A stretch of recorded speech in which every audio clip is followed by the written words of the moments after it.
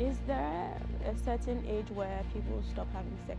You can have sex as long as you want till the day you die, really. A lot of women don't orgasm via penetration. Is that true? Hi, guys. Welcome to the podcast. I'm so excited about the conversation we're having today. I know I always say I'm so excited. For this one, I'm super, super excited because this is a conversation about something that I feel like is so normal, but there's so much secrecy and so much hush hush around it. And if you're guessing sex, then you're correct. I have a sex slash couple therapist here to shed some light on some of the things that we consider taboo. And I am guaranteed that if you watch this video till the end, you're going to learn so much. Let's get into it, guys. Hi, guys. So, before we get into the episode, I have a little huge favor to ask of you. Over the years, I've learned that closed mouths don't get fed. So, this is me opening my mouth with the hopes that you'll feed me to stupor. If you as little as enjoyed this show, please like, share, and subscribe. It gives me the extra motivation that I need to keep going because I really want to be doing this for a very, very long time. Okay, thank you.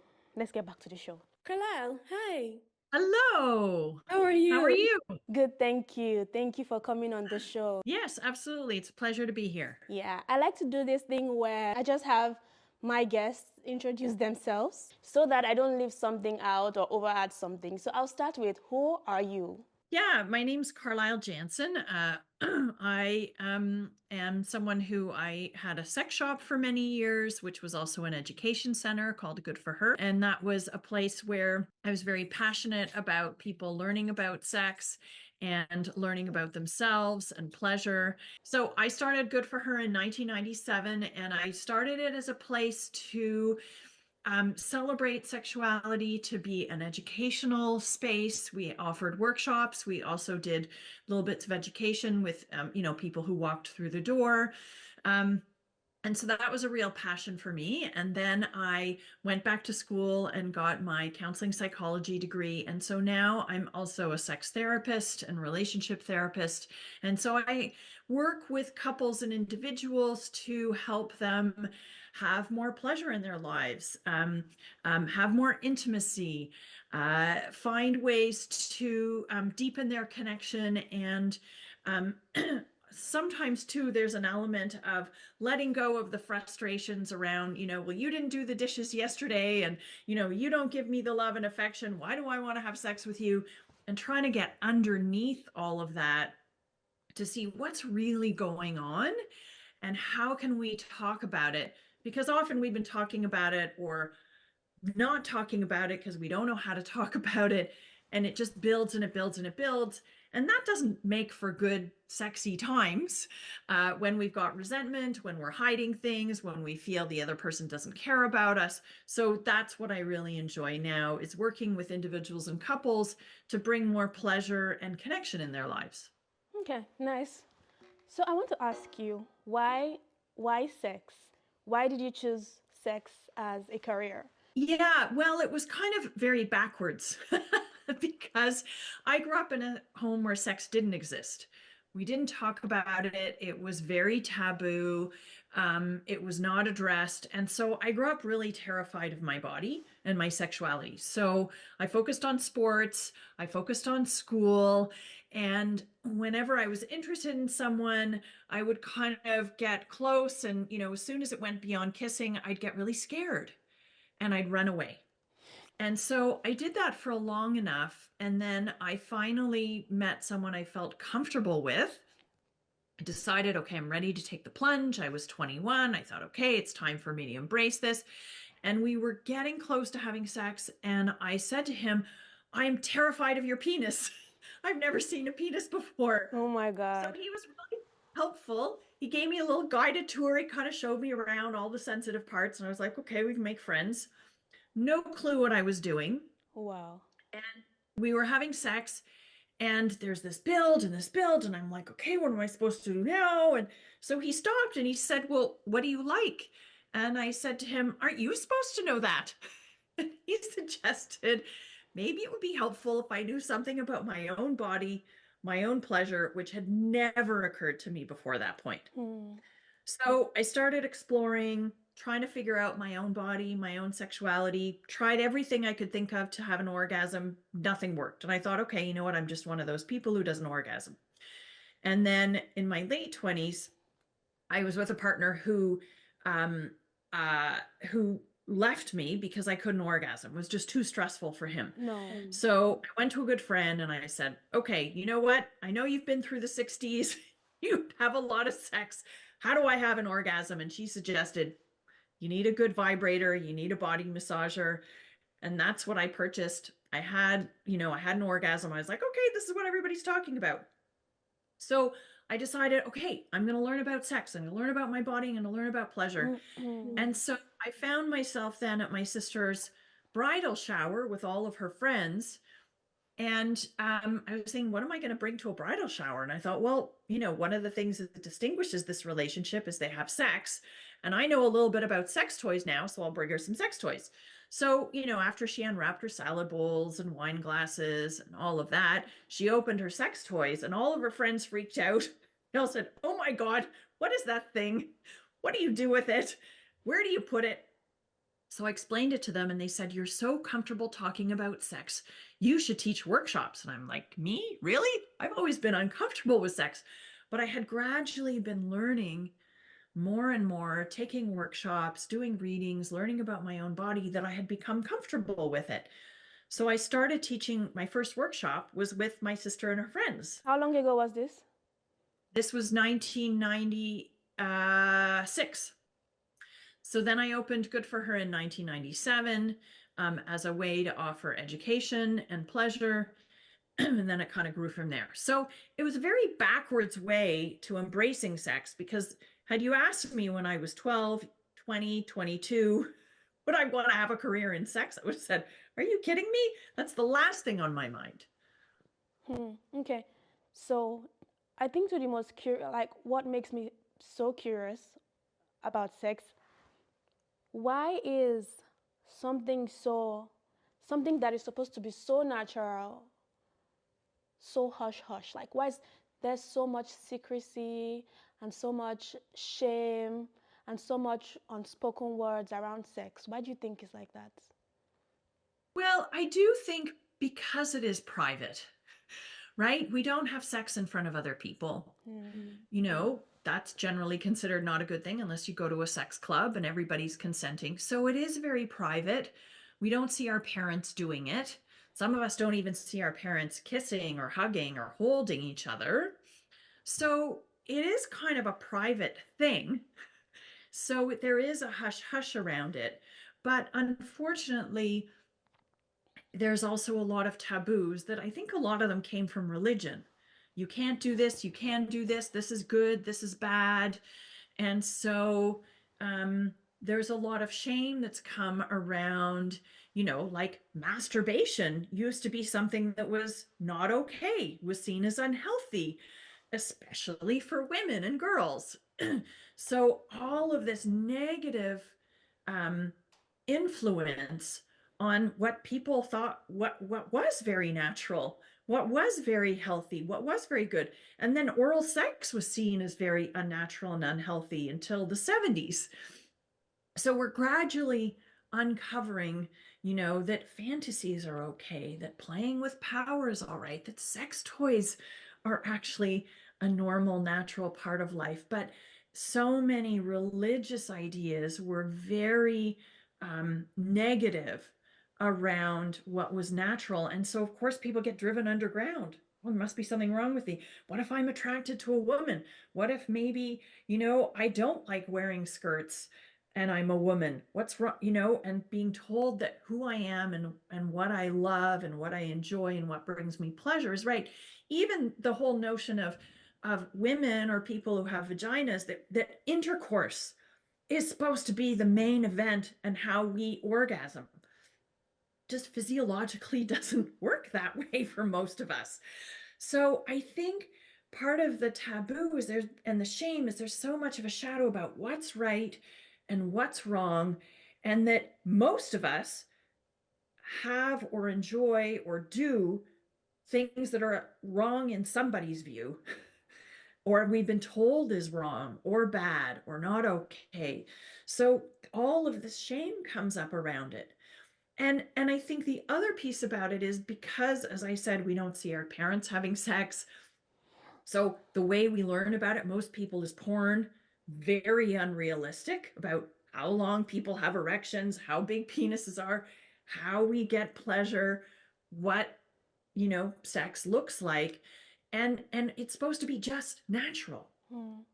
But it's a skill, actually. Yeah. It is a skill. And we don't think of it as a skill, just like understanding finance is a skill, writing is a skill, math is a skill. Sex is actually a skill.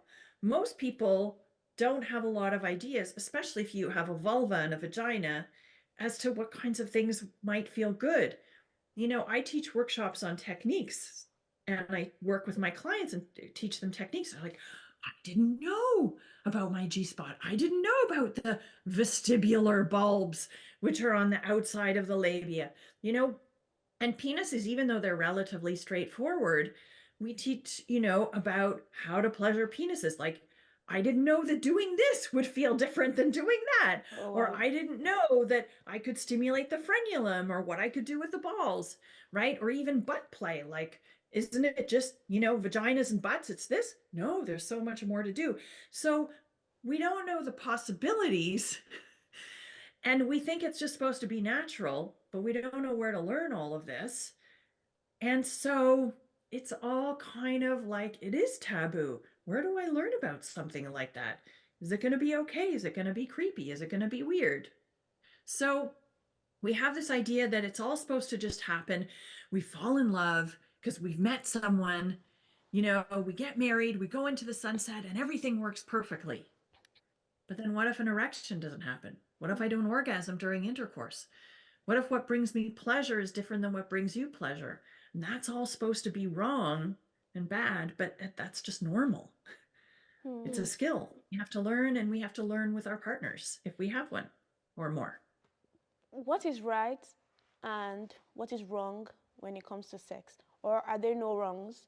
Are you allowed to just explore whatever? Are there any limits, when it comes to sex and sex matters? Yeah, I mean, a big thing that we need to consider is consent. Okay. So, do I want to do this? Do you want to do this? And not, well, if you love me, you will do it.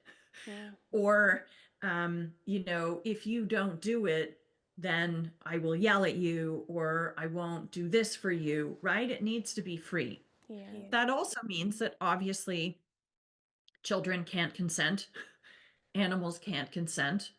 When you're intoxicated or high, you can't really give consent. So, those are kind of the basic parameters to consider. Um, and it's not straightforward, right? It gets a bit muddy.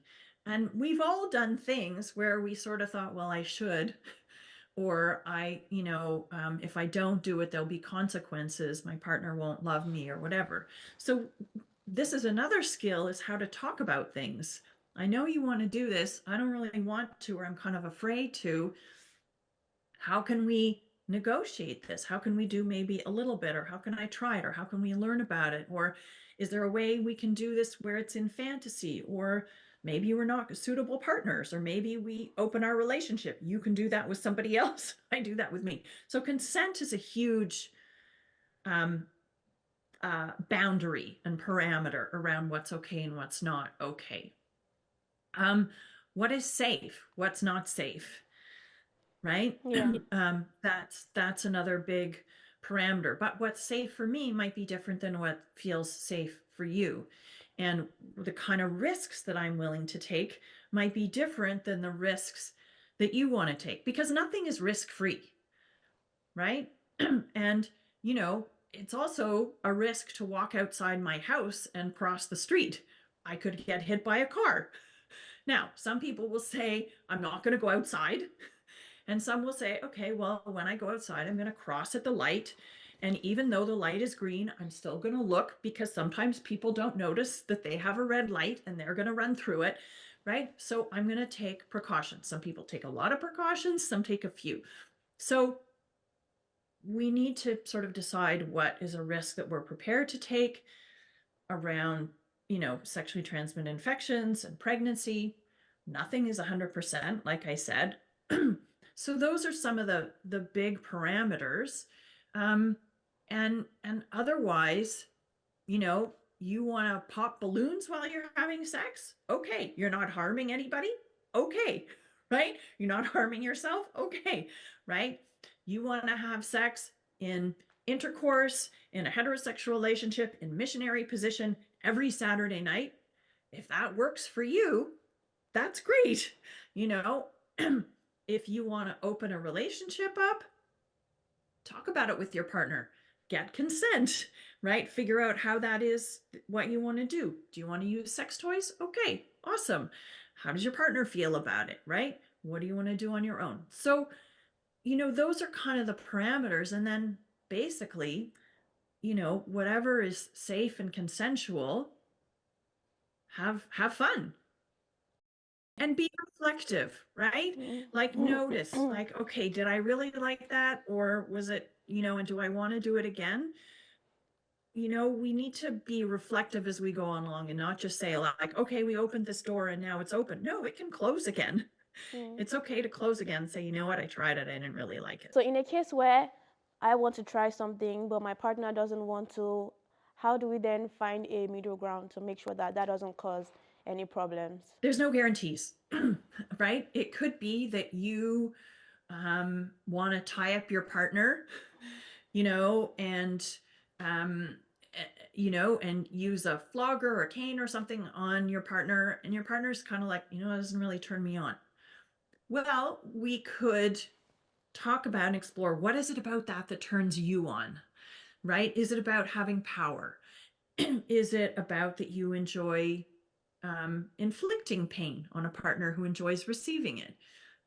Most people don't enjoy inflicting it if their partner doesn't enjoy receiving it, right? Unless they don't believe in consent. But again, that's a kind of a basic. So maybe there's a way of doing it as a fantasy, right? I'm fantasizing that I have you tied up. Or maybe your partner says, okay, let's do the first part. I'm okay to be tied up, but maybe not fully constrained. Maybe what we can do is I can hold on to a rope that's attached to the bedpost, but I can let go of it if I want to, right? So I can explore a little bit, what is it like to give up control and see if I enjoy that, right? And it may be that's a no-go. So I really don't want to be tied up. I don't want to do that fantasy. And you're like, but I really want to. Okay, so what does this mean? Is this a really big thing for you? Is this a deal breaker for you that you want to enjoy power play in relationships? Okay, then we need to figure out, do we stay together or do I find a different way of doing it? Or maybe for you, it's like, well, it was a fun idea, but there's so much else in the relationship that works and so much else that's sexual that works for me. I can explore that in my solo pleasure. I can watch some porn that includes that. I can read some stories that include that, and that's satisfying for me. Okay. So I think we have to figure out, what is it about it that's a turn on? Maybe there's an alternative way of doing it. Are there parts of it that your partner is okay with? And are there parts that are really tough? Like, you want to open the relationship and your partner doesn't want to open the relationship. It's really hard to find a compromise, Yeah. right? That's really a tough thing. Yeah. Some people can figure it out. Some people do a don't ask, don't tell. But sometimes there's no compromise. Sometimes there's no way of finding both ways that both people feel good. And then that's hard, right? And many a breakup has happened over sexual differences, Yeah. but they also happen for other reasons too. So we have to figure out what's really important about this. But I do think that the more that we talk about things, what is it that turns you on about it? What is it what's your experience with it? What do you think it'll be like? Can we try a little piece of it and see if maybe I do like it? Right? And then figure it out from there. Yeah. Now I'm just curious. What's your take on opening a relationship? I think it works really well for lots of people and doesn't work really well for lots of people. So I think there's an idea now that it's a better way of doing relationships, right? You're more cool and you're more advanced if you want to be in an open relationship. I don't buy into that. Mm-hmm. I think more and more people are trying it. And there's many, many ways of doing it. So I think if you want to try it, the first thing I usually suggest is reading some books about it and figuring out what is it that attracts you and what is it that doesn't. And then if you want to dip your toes into it, I suggest going to a sex club and just watching. Hmm. Just decide you're not going to do anything. You're going to go, you're going to watch, and you're going to talk to people. Wow, how, what's worked for you? How did you decide to open your relationship? What were your challenges? What do you like about going to a sex club? And you go and you can watch and you can enjoy watching people who are getting it on. But there's a lot of conversation that happens too. Being in that sexy environment can be stimulating enough. And then you go home and you have sex at home and you use that as your fodder for it. You can decide, okay, you know what? I'm okay to go to a sex club, but we only have sex with each other, but we want to be watched, or whatever else you want to do. Maybe you want to do things separately. Okay, you know what? You go do your thing. I'm going to do my thing and we're going to talk about it or we're not going to talk about it. So there's lots of different ways of doing it. And I think that's the key, is to figure out if it's something that you both want to try. What's the version that works for you? Do you want to have um, people in your life where if you have a relationship, your partner knows that person, that you have a connection with them?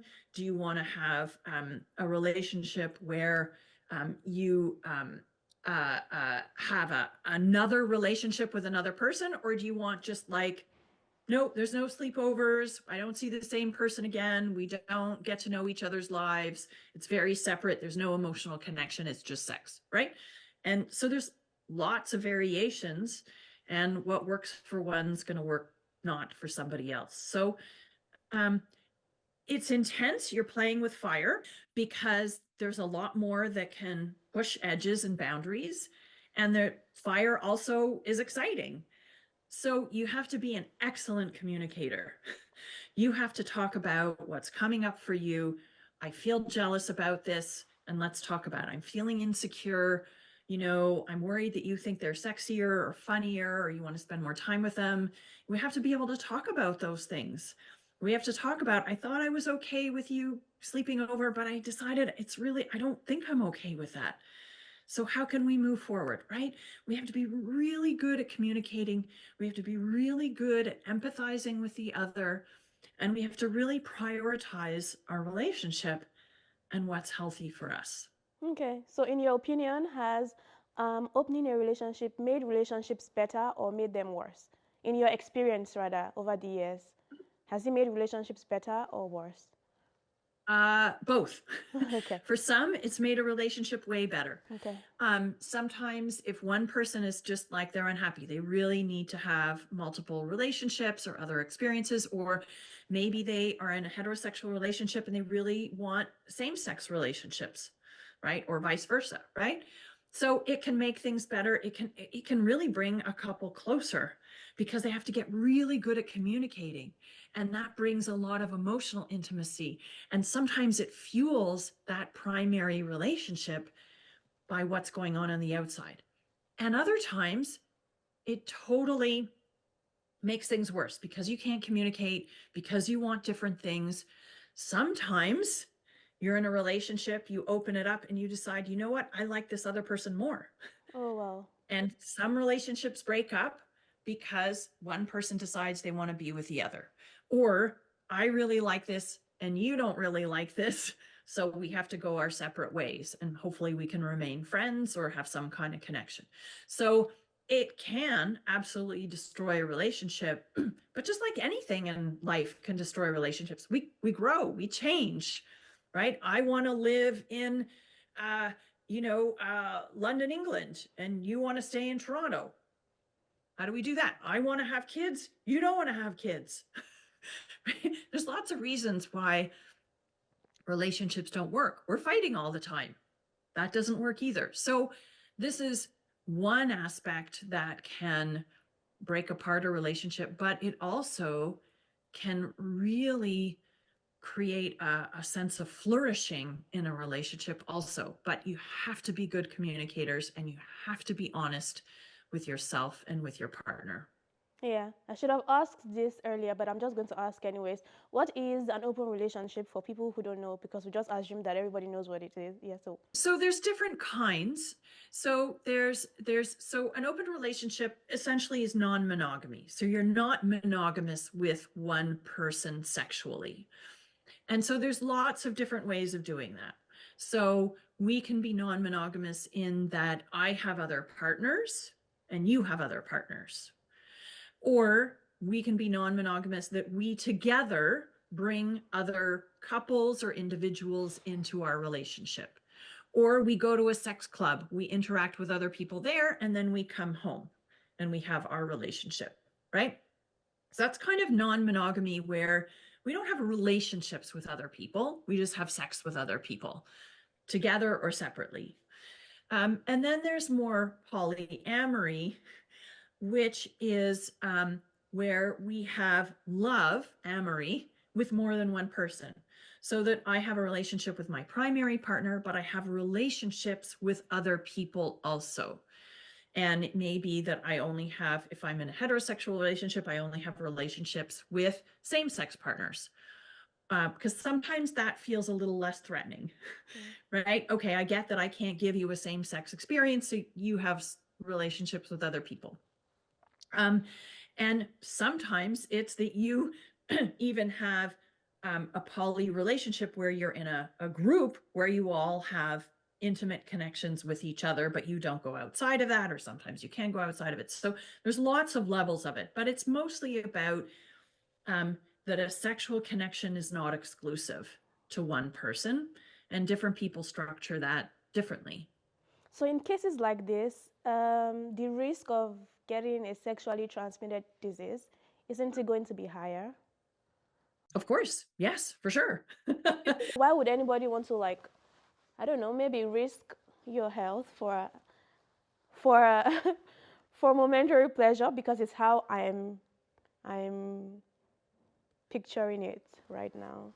So opening relationships can be about pleasure, which is kind of non-monogamy, right? It can also be about emotional connection, which would be polyamory, where I have sex, but we go to movies together, we hang out with maybe each other's kids, maybe we even hang out with our other partners, right?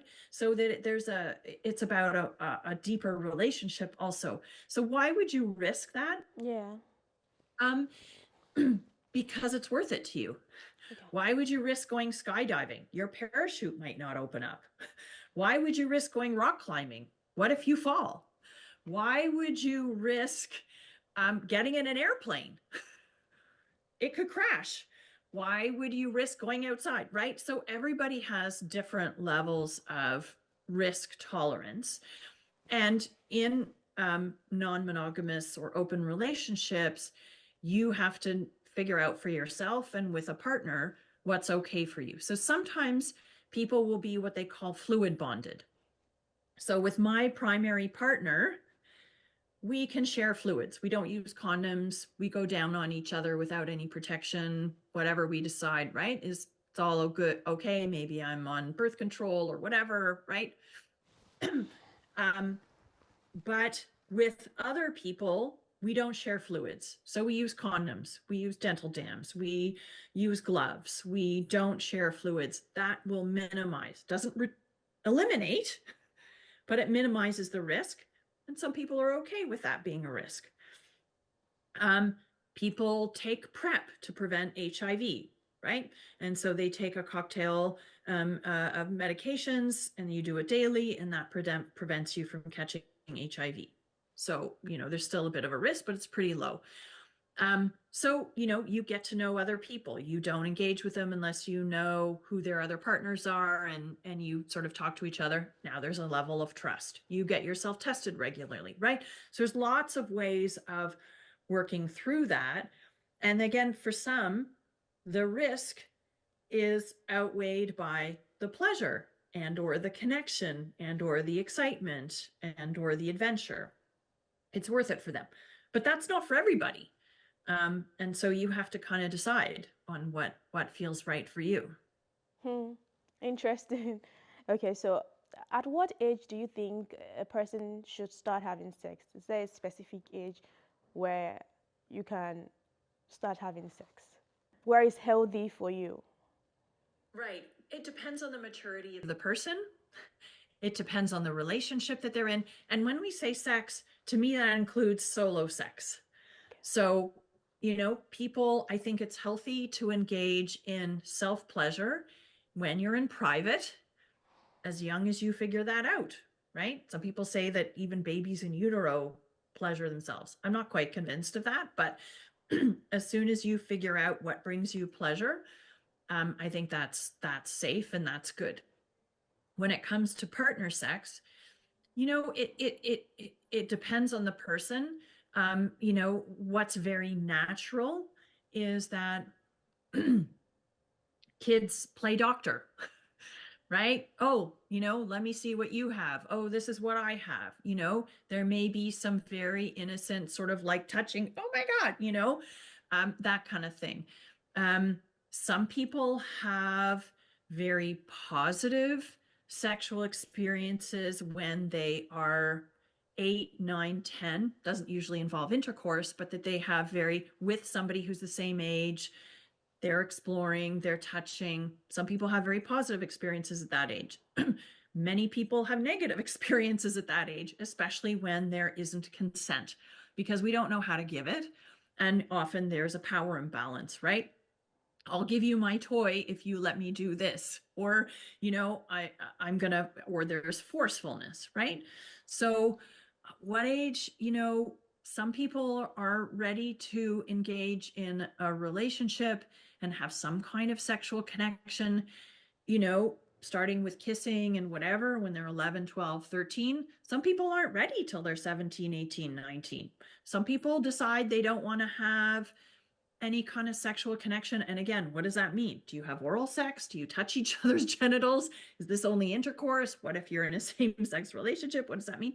Until they're married or until they live together, until they feel a commitment. Everyone's different. You can't really place a time on it, but I think what we can say is, are you mature enough to know what you're doing? Are you mature enough to make decisions for yourself, to know what the risks are? And are you in a relationship where you know the other person's being honest with you? We've all heard of like, oh yeah, let's have sex, and I want to be your boyfriend, I want to be your girlfriend, and the next day they disappear.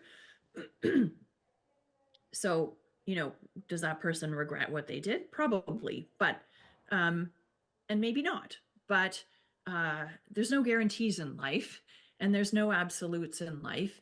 But I think as parents, and I think as schools and educators, we could give people as much information as we can so that people can make informed decisions and that they know when they're being pressured, they feel comfortable with what they want is okay, and they feel like they can say no.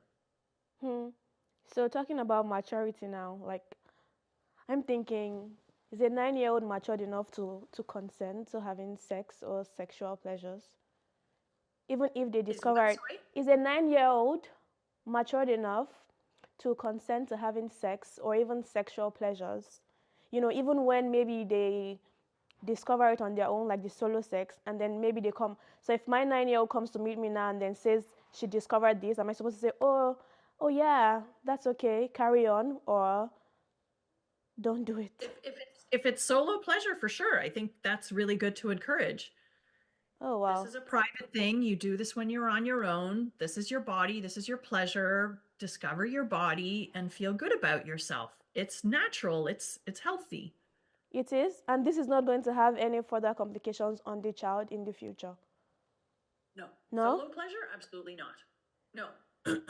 No, because they're learning about what feels good so that when they're with a partner, eventually they can tell them, this feels good to me, right? This is what I like. This is what I don't like. They're not relying on a partner to bring them sexual pleasure. They can do that for themselves because a lot of people have sex in order to figure out what feels good or in order to have pleasure. No, we can do that for ourselves. right? And then there's no shame also, right? There's a sense of self-confidence and positivity. When you feel good about yourself and you can pleasure yourself and satisfy yourself, you're much more likely to say to somebody else, if they're not being good to you, you know what? I don't want this. I don't want to do this with you. That doesn't feel good. You're not treating me well. I don't need you to enjoy my body. I'm going to go home and do that on my own. So, solo pleasure is generally a very positive thing unless, you're doing something that's harmful to yourself. Yeah, so don't quote me on this, but I think I read somewhere about how people get addicted to masturbating and stuff like that. Where does that kind of problem stem from? So often that stems from shame, where they're told that that's bad or that's wrong, or sometimes it's because it's become a coping strategy. So we all develop coping strategies. Sometimes it's about eating food. Sometimes it's about video games. Sometimes it's about going on social media. Sometimes it's um, about alcohol and drugs, right? Sometimes we get healthy coping strategies, which are about, talking about feelings that we're reading or connecting with other people, right? So sex and solo sex or partner sex, but they can all be coping strategies for not feeling comfortable at home. Parents who are put down their kids, or they're being bullied at school, or they feel inferior for some reason, or they don't feel loved, or they feel alone. So masturbation solo pleasure can be an okay coping strategy unless it gets out of hand. And when it gets out of hand is when you don't come out of your room because you pleasure yourself, or you start doing things that are more risky and not healthy for your body, like putting things in your body that aren't good for you, or cutting yourself, or harming your body, right? Um, but otherwise, as long as you're participating in your family, you're hanging out with friends, right? It's not getting in the way. You're not, staying home from school because you want to stay home and masturbate, right? Solo pleasure is usually a very positive thing. But when we start saying it's negative and we shame people for it, or we shame people for who they are, that's when it actually becomes more out of hand. Hmm, interesting.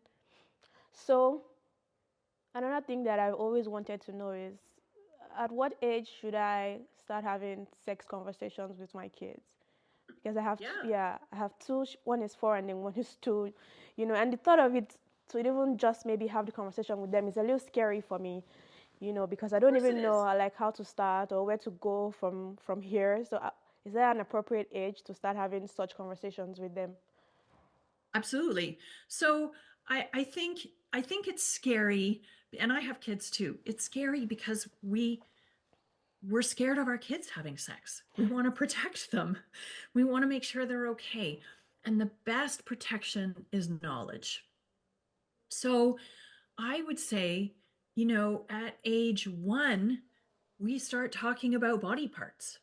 That's your penis. That's your vulva. That's your vagina, right? And we use the proper names, because if we use the wrong names, dangerous things can happen. And there's countless stories of kids who've been told that, especially girls,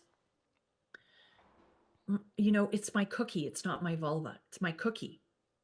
So somebody starts touching them inappropriately, and they go to their aunt or their teacher, my uncle wants to share my cookie.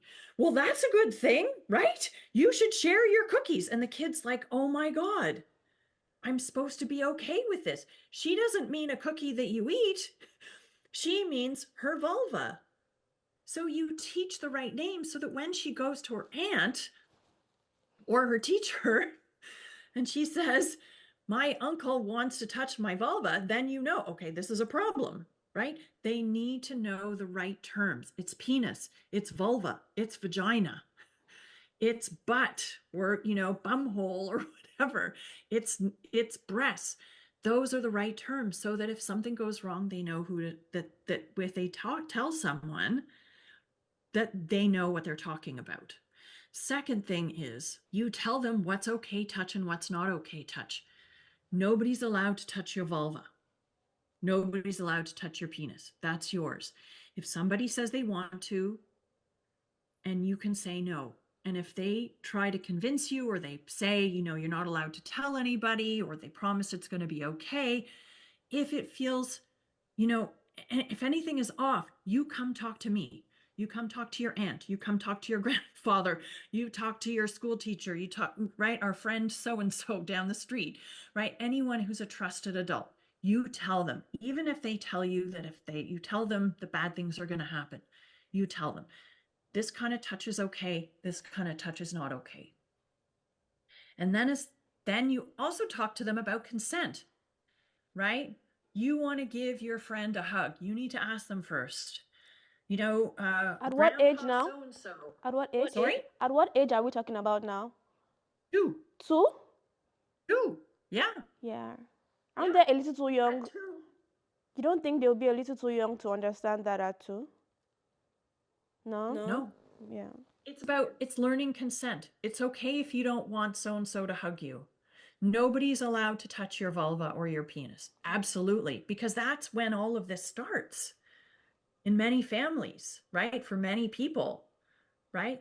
They learn to take advantage of kids when they're young because they think that they don't know and they're not going to talk about it. Yeah. So I think it's absolutely important to talk to them about it.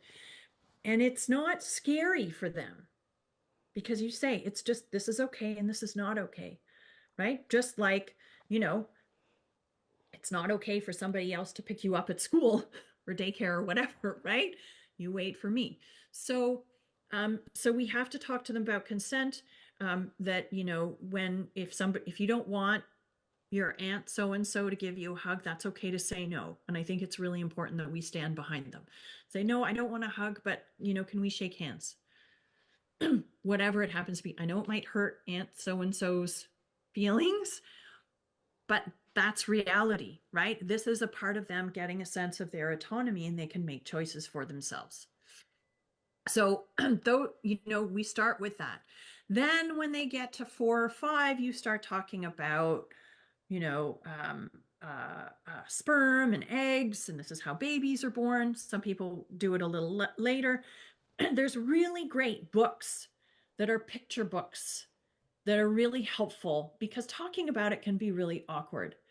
But I always like to use opportunities that come up naturally, right? Oh, look, so and so's mom's going to have a baby. Oh, yeah, interesting. Do you know how that baby got in there? Well, there was a sperm and there was an egg, right? And the egg is in her body and the sperm is in her daddy's body, right? Eventually you end up talking about, sometime about same-sex couples and that kind of thing, right? But that people love each other. They get close and they hug and they kiss. So whatever feels age appropriate for your kids, but there's really good books. It's so amazing. It's Perfectly Normal and It's Not the Stork. That's a really nice series of books that have pictures in them that sort of describe this. So you don't have to come up with a language, you can read the book together. They'll have questions, you can answer. But I find generally kids, they sort of like, they read, they take it in, they're like, oh, interesting, okay. And then a question might come out of nowhere. But I think it's really important for them to start learning that. And then as they get older, they talk about relationships. And, if they're having a fight with a friend, right? Yeah, that happens. There's conflict. This is how we deal with it, right? And someday when you have a boyfriend or a girlfriend, right? That's going to come up in that. And so these are the skills that are going to help you in that. So we talk about that. We have to talk about puberty as they hit 9 or 10 because people are starting to hit puberty at those ages. What are the changes? What happens? Keep talking about pleasure. It's good to touch your body. It's good to pleasure yourself. Talk about, erections, right? So that you're not like, what on earth is going on, right? A lot of people tell me in therapy, nobody told them about erections. Nobody told them about wet dreams and about nocturnal emissions. And they're like, oh my God, something's happened to me. And they're scared. They need to know about this ahead of time. And it's not going to encourage them to do anything. It's not going to make things worse. They're not going to be scared. If you talk about it calmly, like this is normal, then when it happens, it's like, oh, that thing just happened. Wow. Right. And then as they get older, we talk about safer sex, we talk about contraception, we talk about internet safety, body positivity, that everybody, well, body positivity, we should be talking about all the way through. Right. But Yeah. then we get into more, right? Yeah, but then if I tell my 9-year-old it's good to touch your body, and then one day go and start touching their bodies, because I'm not telling them because I necessarily want them to touch their bodies at 9, But if I put that in their head at that age, will it not make them then want to go and start touching their bodies because mommy said it's okay to touch your body? So what's your fear about them touching their bodies? I don't know. I think it's based off of my orientation, where it's like it's wrong, or like sex is for, or exploring or touching yourselves is for adults. So maybe when you're like 18, or maybe when you become an adult, because I feel like then is where, and this is just based off of my perception, right? Where if you're 18 or if you're 19 or like a legal adult, you kind of have a little bit more sense about how, I don't know, you have more idea about how the whole sex thing works. But touching your body at 9, I don't know. It just feels a little bit, I don't know, off. No? Chances are they've already figured it out. Yeah. Yeah, but I mean, Especially don't do it. You can, like, I feel like I knew about sex from as little as I was like 8, I can't remember, but like I've known about it for a long time. But I wasn't touching my body and stuff, cause and majorly basically because for religious reasons, or you just feel like it's wrong, or you just know that there's so much shame and hush around it. So like it didn't even like cross my mind to do stuff like that. But I eventually figured out the whole sex thing along the way. So now my fear is if I tell my 9-year-old it's okay to touch your body, then won't they be like, okay, mommy says it's okay, and so they then go and start doing all it. the studies have shown that education around bodies and sex and pleasure does not encourage people to do things. Okay. It actually delays people from doing things Oh. because you not talking about it, they already know about it. Somebody at school has talked about it. One of their friends has an older sibling who is so excited to tell the younger kids and be the one who knows about all of this stuff. They've already heard about it. They may have even discovered it, especially if they have a penis. They for sure discovered it, right? So they're doing it. And so you not talking about it in some ways brings in the shame. Like, oh, mom's not talking about this, so I wonder if it's okay, right? Or they're hearing messages, because there are lots of messages. Oh, it's not okay. You're going to have hairy palms, or your penis is going to fall off, or who knows what there's all kinds of misinformation that gets out there about what's going to happen, right? So by talking about it, you open a dialogue so that your kid knows that it's okay to ask you questions.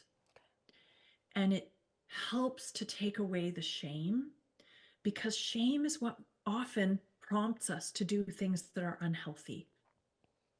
When we feel shame, we then do things and then we feel bad about them, and then we do them more, or we do other things, or then we have real problems in relationship because we feel bad about our bodies and our desire and our sexuality. And then people like me have to try and talk to them through and undo all of that. So I think that talking to your kids about sex helps them to know that this is okay and this is natural, and will also generally lead them to delaying doing things like, oh, okay, that's all right. Okay. And then when their friend tells them about it, they already know about it. Oh, yeah, I know about that. Yeah, I know it's okay. And they might do it, they might not, but they'll do it because their friend told them about it anyhow. or they've figured it out. I mean, boys touch their penises when they pee. So they feel the pleasure and they know about it. And it just gives them also the power to know that they can talk to you about their bodies, especially if something goes wrong. Yeah. Like somebody does something inappropriate, like somebody tries to pressure them. Yeah. And then they're like, oh, I don't know if I can tell my mom because we've never talked about our bodies, right? If they know the door is open, you're more likely to protect them. And one thing that I find is scary as a parent, we can't protect them from something bad happening unless we're around them 24/7. We can't protect them from that. But what we can do is we can make it so that if something bad does happen, the layers and layers of shame and difficult things and secrecy, we can prevent them from having that because we can address it head on, and they can know that wasn't okay, that wasn't their fault, they didn't do anything wrong, and what was okay and what wasn't okay about what happened, and what we're going to do about it now and how we're going to fix it. So they don't live with that for 3 months, 3 years, 30 years. And that's what we can do as parents, is empower them to know what's right and what's wrong, and to do something about it if something bad happens, where they can get repair and safety and comfort. Well, that makes absolute sense. Earlier you mentioned sex being a skill, right? So, meaning that people sometimes have to learn it. So where do I go to learn this skill so that I can be a master of the arts if I wanted to? Yeah. Yeah. So there's lots of people who are offering workshops now, and there's lots of online courses and programs, and there's lots of great books. So around techniques, there's a website called eroticmassage.com. And you can go there, and because there are a lot of really crappy educational things, right? And there's a lot of misinformation.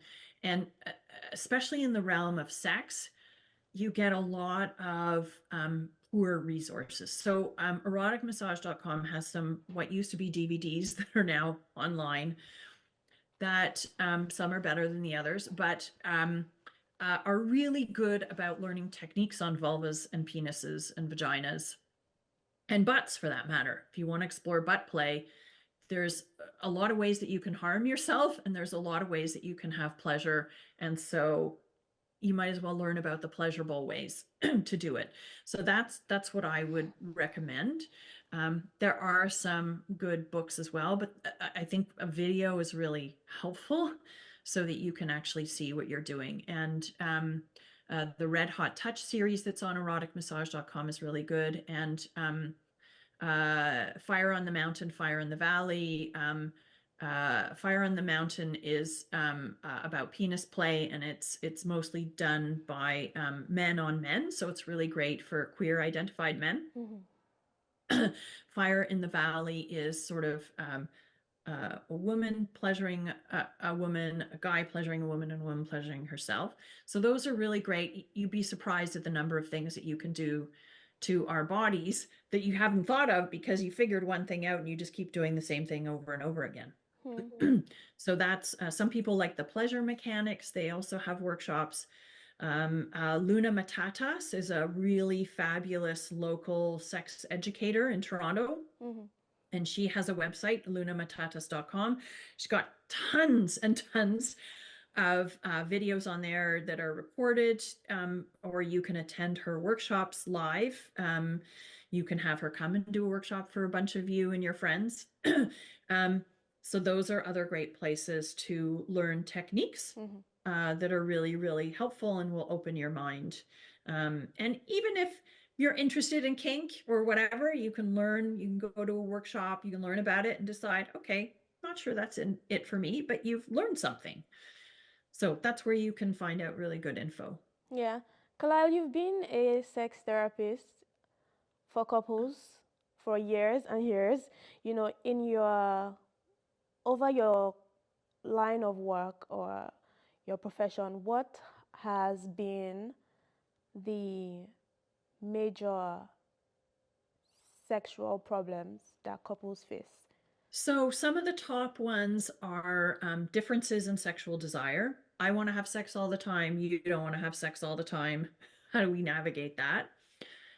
Pain around sex, in particular, if you have a vagina, intercourse might not feel pleasurable for various reasons. So that's a real issue. Um, Ejaculation, so whether you ejaculate more quickly than you want to if you have a penis, or you can't get an erection, or you can't ejaculate. This is really common for folks with penises. Um, Differences in the kind of sex that we want to have. I want to open the relationship, you don't. Or I really want to explore kinky things and you don't. Or I want to cross dress and you're not so turned on by that. So that's a really big issue. Um, and then there's another one that's, for long-term couples, um, of, you really want to have sex, but you don't do the things I want to do, right? You don't clean up around the house, you don't help out with the kids, you don't cuddle and snuggle me, and then, we have no intimacy, and then all of a sudden you want to have sex. Or, you are ready to, start pumping away, and I'm just like, 2 minutes ago I was doing my taxes. Like, you know um so so issues around technique and finding pleasure. Some people don't feel a lot of pleasure with sex, so figuring out how they can have more pleasure. I think those would be the top ones. Are these concerns enough reasons not to want to have sex? Well, want to have sex, we can't will ourselves to have sex. Yeah. We can't say, like, you know I should want to have sex, so let me just flip the switch. It doesn't work that way. No. But pressure and dissatisfaction and not feeling loved or cared for are huge libido killers. Mm. So yeah, I'm not going to want to have sex if I don't feel like you care about me because you just yelled at me, or because you don't want to do your part in the household, or because I'm afraid that you're going to judge me because I don't get an erection, or that I don't orgasm, or I don't like what you like, or because I feel shame about my own body, doesn't look the way I want it to, so I don't want to have sex, right? All of those things come into it. So yeah, they're all going to impact our desire to have sex for sure. Okay. Okay. So, without maybe going too deep, what's like the most basic way of keeping your sexual life active when you're married or when you're in a relationship with like a long-term partner, or yeah, whatever? Hmm. So out of uh, Ottawa, Dr. Peggy Kleinplatz said, what makes a good relationship last, a good sexual connection, and interviewed a lot of couples who were in very satisfying erotic lives that had lasted for a long time. And so she called this optimal sex. So what makes it really work is being present in your body, feeling connected, having intimacy, good communication. So, but all of this is really about, it's not about how many wild and crazy things you try, or how many orgasms you have, or how frequently you have sex, right? It's about communication. Am I being honest with you about what I like, what I don't like? That thing you put your tongue in my ear when we're having sex? I haven't really told you because I didn't want to hurt your feelings, but it really doesn't turn me on, right? Being honest in a kind way, right? Being and thinking outside the box. So even though penis and vagina is technically what sex is in most people's minds, maybe that doesn't work for me. Maybe you have challenges with erection. Maybe I find intercourse painful, right? Maybe we have two penises and we don't like that, or maybe we have two vulvas. So, um, being really honest about what works for us, what doesn't work for us. So we take risks. We have to take risks to keep the relationship exciting. But that doesn't mean we do things we don't want to do. Sometimes a risk is saying, I really want to try this thing. I'm afraid you're going to judge me and think I'm really a pervert, right? Or a risk might be, hey, I want to try having sex in the kitchen, right? Doing something a little bit different. So doing something different, be vulnerable in your relationship, communicating, being authentic, and then trying to be as present as possible to what's going on. That's what's going to keep a relationship alive. So I can tell you about, toys and, changing things up and trying new things and learning new techniques and playing with kink and all of that.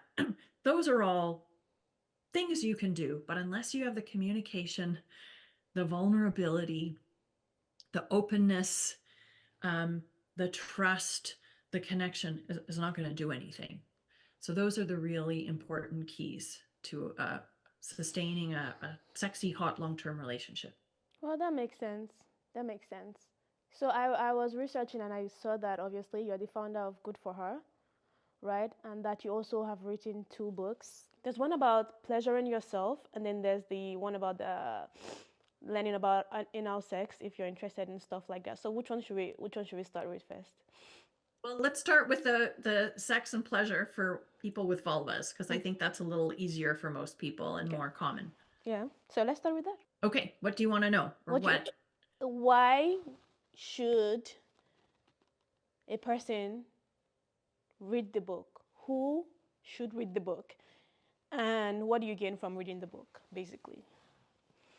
Yeah, so the book was basically a couple of my workshops synthesized into one document, and I wrote it to give people a lot of information that they might not know, to break some myths and taboos about sex, and to give people permission to explore and the power to get more pleasure in their lives. So who should read it is anyone who's curious about their body, or a partner's body. If you don't have a vulva, it's a great book to read to learn more if you like to have sex with people who have vulvas and vaginas.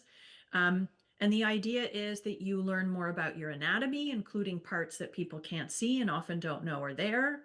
Um, you learn techniques of ways to bring pleasure to those parts, learning about toys that can enhance the pleasure in those areas, um, busting the myths about masturbation being bad, and about what kind of sex is okay and not okay.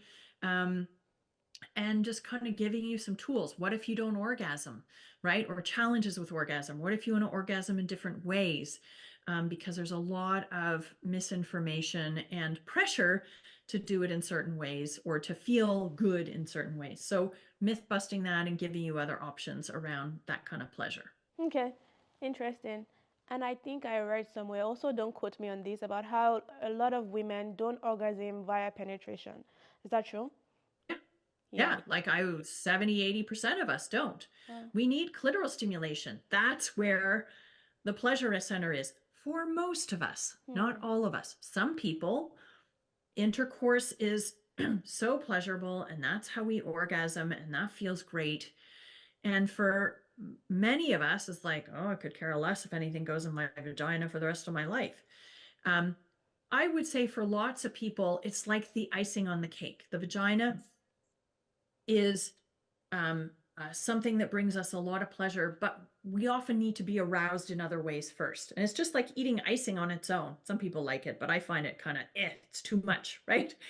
If we have it with cake, then that's really good. Hmm. So you want the full body pleasure, right? Again, it's not just like going straight for the nipples and then straight for the clit and then you're in the vagina, right? It's like, oh, how many of us love to have our hair stroked, our whole body touched, and our abdomen and our inner thighs, and to have the full body connected, right? And then, okay, once I'm kind of aroused, okay, maybe I want my vulva touched.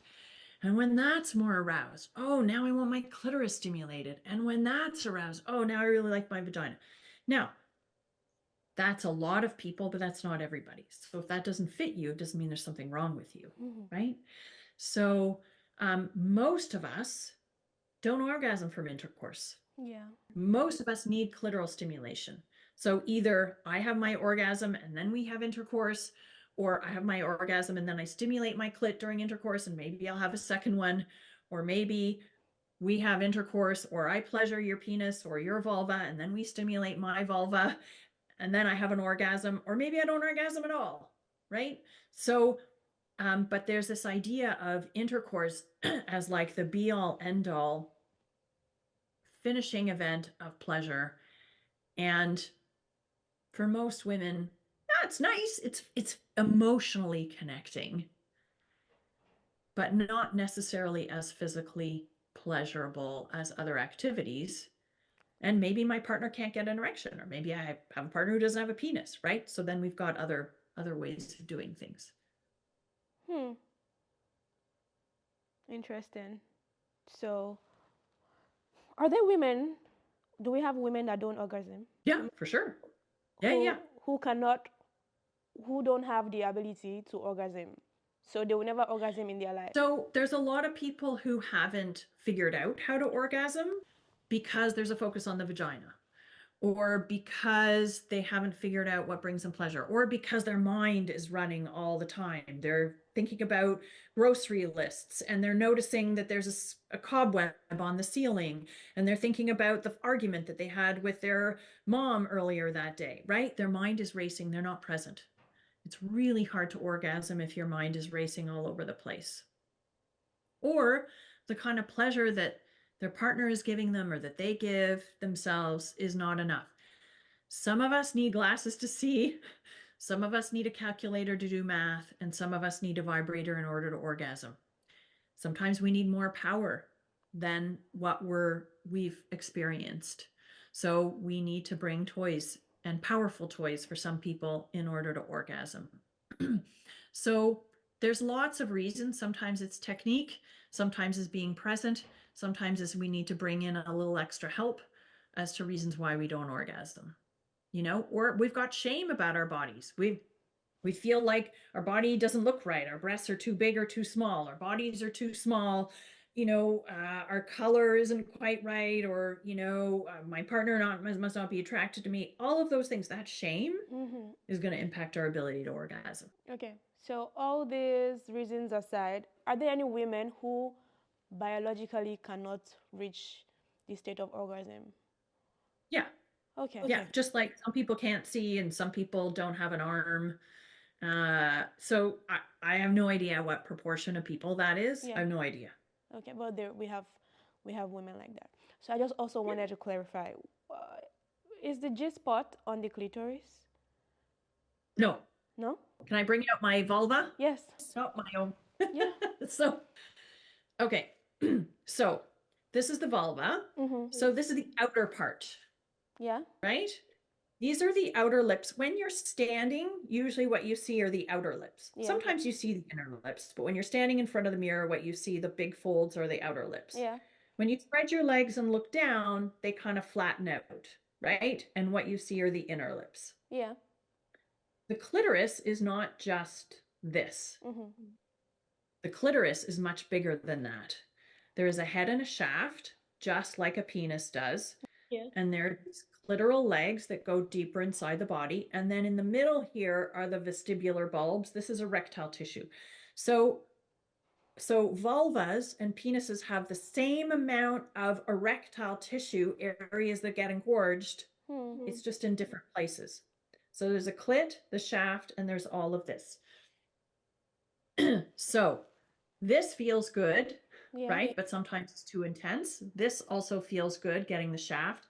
This feels good.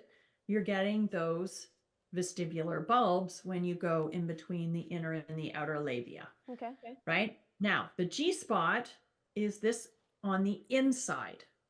It's on the front wall of the vagina, and it's on the inside of the vagina. That's the G spot. Okay. And 3 reasons why people haven't found their G spots. Yeah. Right? One is that you're looking too far in. It's actually, for some people, it's just the first knuckle in, barely inside, just a little bit. For others, it's a little deeper, but for some, it's very shallow. Second reason, you're not aroused. This whole area has to engorge with blood in order to feel that pleasure on the inside. If you just sit here at home and just like, oh, okay, where's my G spot? You probably won't feel pleasure. You might feel discomfort. That area has to engorge with blood. The G spot has to fill with blood to feel pleasure. Okay. So you have to be aroused. Okay. Third thing is sometimes we need pressure against it. A little gentle stimulation doesn't work for some people. We need pressure against it. And so it's shallow pressure, which is why some people really like using a sex toy or firm fingers, right? In order to stimulate it. And some like this motion, some like that motion, some like that motion, right? Some like a circular motion. So the G spot can give lots of pleasure to lots of people, but not everybody. Okay. Some people aren't going to like that. Okay. But it's inside the vagina, shallow, and on the top wall. So if I'm stimulating myself, I'm doing this. If I have a partner lying down on their back, I'm doing this.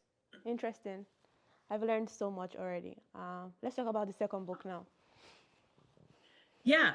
So anal play is something that is very taboo and can be very pleasurable. But the first thing most people assume is penis and butt. And the second thing they assume is ow. Yeah. Right? That is painful. And the third thing they think is it's not natural. Well, I don't know why we'd have nerve endings there if it wasn't natural for them to be stimulated. So we'll have say that again. Why would we have nerve endings there that feel good if it's not pleasurable? Okay. If it's not supposed to be pleasurable, right? You know, whether you believe in God or evolution or what, why would we have nerve endings put there? Are you talking about the anus now? The anus, the butt. Okay.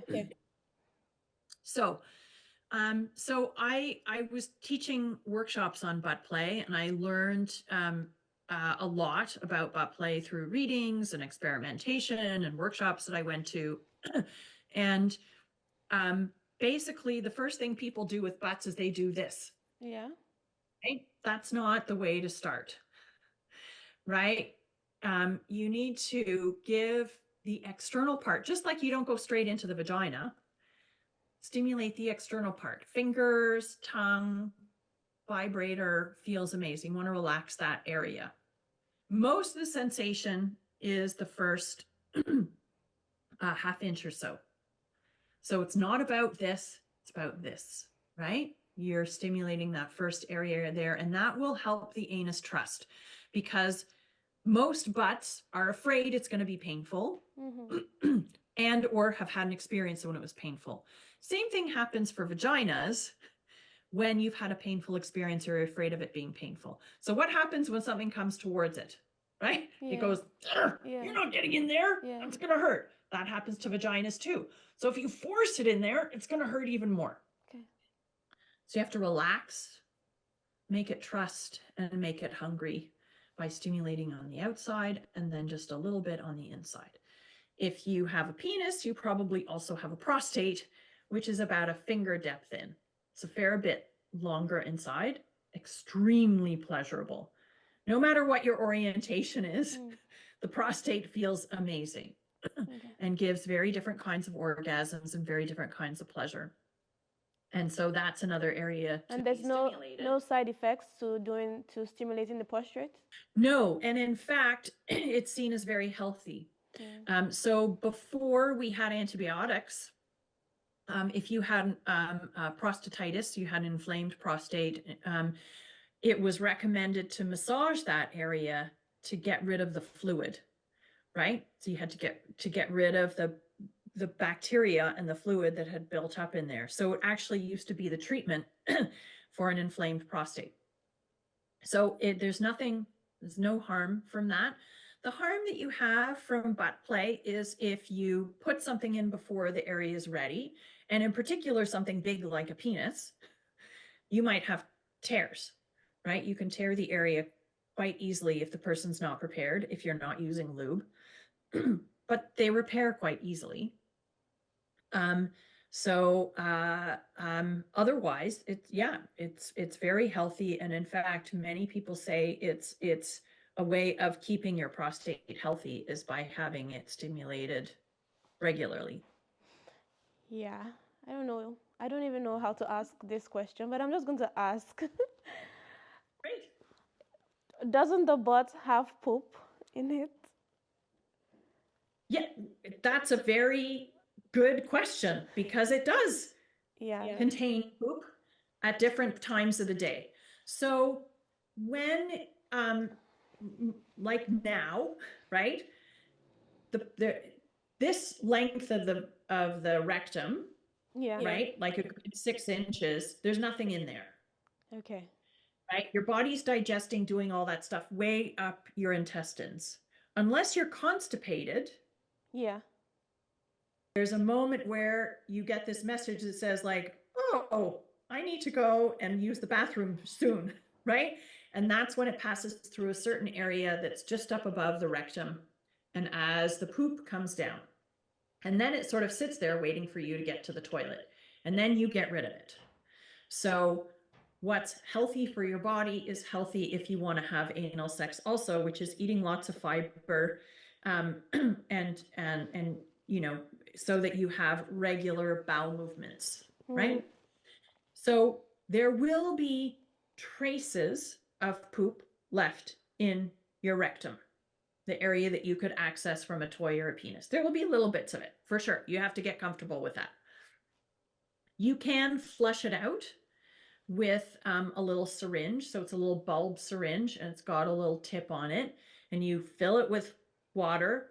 You squeeze it to go up the butt. You sit down on the toilet and you let it come out. You do that a couple times and you're pretty clean. You can also use a condom, which will prevent, any kind of contamination.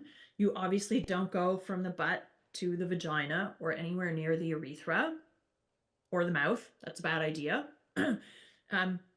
So just like anything, it is a little bit riskier. So you need to get educated about how to keep yourself safe. But there's many, many people having butt play who are just fine, because you know how to take precautions. You use condoms to prevent sexually transmitted infections if you're worried about that. You clean yourself out if you want to, or you use condoms to just prevent any kind of interaction. Or if you don't use condoms and you don't clean yourself out, then you have some baby wipes and you don't put your penis or your toy or your finger anywhere near a mouth, a urethra, a vagina until that's been cleaned properly. Interesting. Okay, so two, I think the final question. Is there a certain age where people stop having sex? Because I see people in like their 70s and 80s, and I'm like, there's no way they're still getting it on.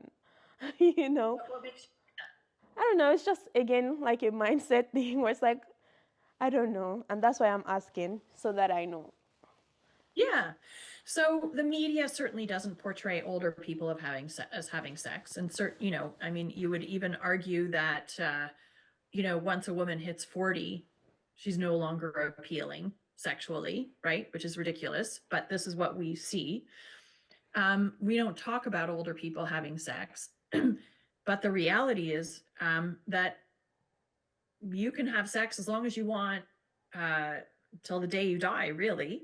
And one of the problems in nursing homes is that people are having a lot of sex, but they think, oh, I'm not going to get pregnant.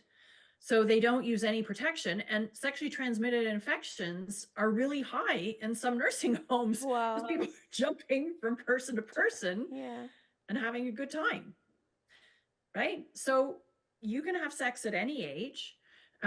Lots of couples have sex when they get older. You can have sex with yourself and have a great time. You can watch some porn, you can use toys, whatever you like to do. You can go to a sex club and, not have sex with anybody if you want.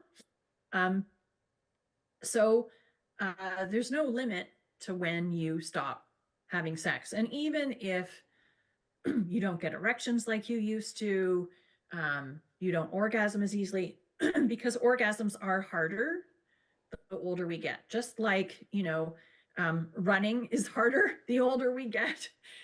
Staying up all night is harder the older we get. And sex and orgasm becomes a little more difficult, which is when toys come into play, whether you have a penis or a vulva. But yeah, there's nothing stopping you from having a great time So, anytime, unless your doctor says, it's bad for you because it'll induce a heart attack.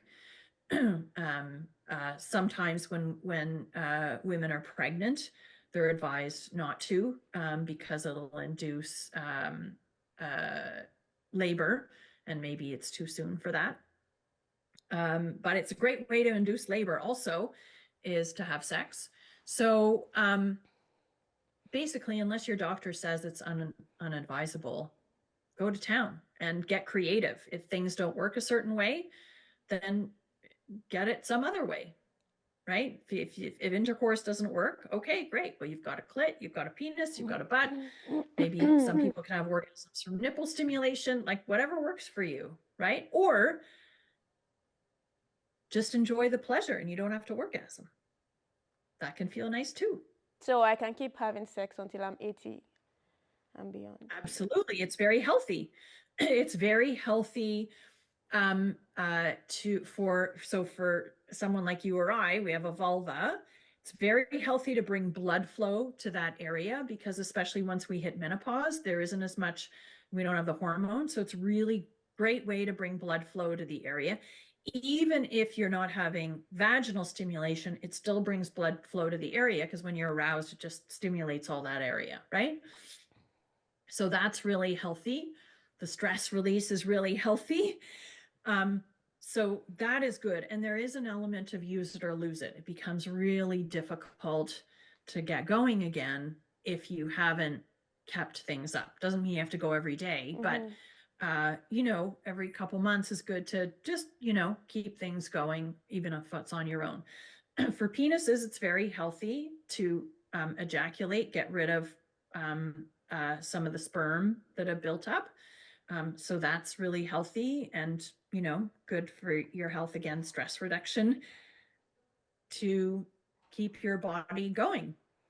Yeah. So it's actually a healthy thing to do. It's not just neutral. It's actually very healthy. Wow. Okay. I know I said last question the other time, but I think That's okay. I have one more question. And just because you mentioned it recently, and it's porn. Is watching porn healthy? Is it good to watch it? So it's like anything. It can be, and it cannot be. So a hammer is really healthy, but if you treat everything like a nail, it's not, right? Um, so porn can be a way of arousing yourself. It can help with self-pleasure, getting you in the mood for partner pleasure. It can introduce some creativity, new ideas, but don't use it as education. If you get a new idea, go and then learn about how to do it safely. Choking is a classic example. Apparently, lots of people are choking their partners when they're having sex, often men choking women, but also same-sex partners. And it can be dangerous. So you see it on porn, you're like, oh, that looks like fun, I'm going to do that. Get consent first. The number of women I've talked to where a guy they've just met, they start getting hot and heavy, and he puts his hand on her throat, and she's like, what the hell are you doing? So get consent first, and B, learn how to do it safely. I read recently that this doctor was saying that these women are showing up with headaches. Well, because of the pressure that they put there, they did some lasting damage Wow. on their spine. They didn't know that, right? So know what you're doing safely. So don't use it as education, but use it as a way of giving you ideas. Now, if you decide that you want to watch porn rather than have sex with your partner all the time, then it's a problem. If you watch porn and you expect your partner to look and do like the things that you see in porn, that's a problem. If you look at porn and you think, oh, I don't measure up to those people because my penis doesn't stay hard for that long, or my body doesn't look like that, or I don't respond that way, that's a problem. So we have to look at it as, I'm not going to go and look at Hollywood movies and say, oh, I should be like all those actors. So don't look at porn and compare yourself. And if it's the only way you can get aroused, that's a problem.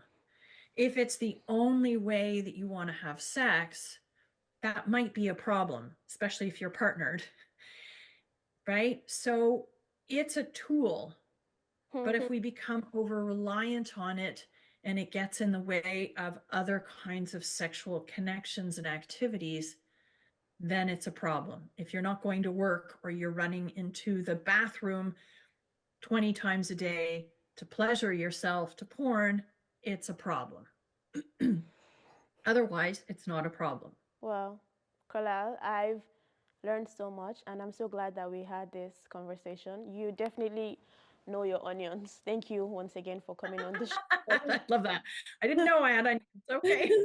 So thank you for coming on the show. If people wanted to reach out to you to seek out your services, what's the best way to do it? So it's my website. It's carlylejansen.com, CarlyleJansen.com. They can find me there. I have a contact us link there. There's some links to some of my articles. So I think some of them are a bit broken. I have to go in and fix them, but you can find out more about me there. And if you're looking for more resources, feel free to send me an email. I can point you in the direction of whatever you're looking for. I'm happy to help people find what they're looking for. Thank you so much, Carlyle. Hopefully, sometime soon, we'll have some more conversation on the show. Awesome. Okay, great to chat. Thanks so much. Thank you.